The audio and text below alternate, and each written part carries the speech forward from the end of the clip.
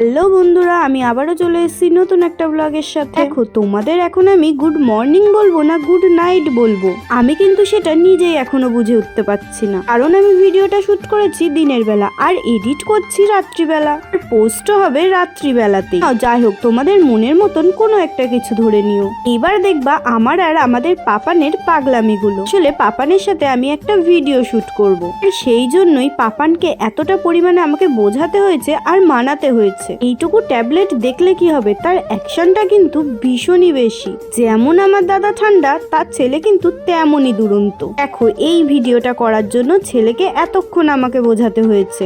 আরে বাবু, ভিডিওটা শুট করে আমি কিন্তু ঘুমিয়েই পড়েছিলাম, যে মাঝখানের কোনো ক্লিপ নিতেই ভুলে গেছি। পরের দিন কিন্তু বিকালবেলা আমি চলে এসেছিলাম আমার শ্বশুর বাড়িতে।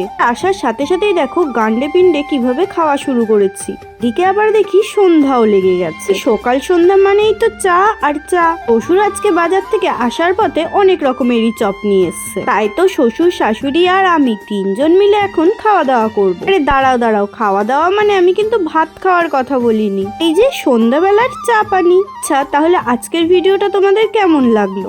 ভালো লাগলে কিন্তু অবশ্যই একটা কমেন্ট করে জানিয়ে দিও।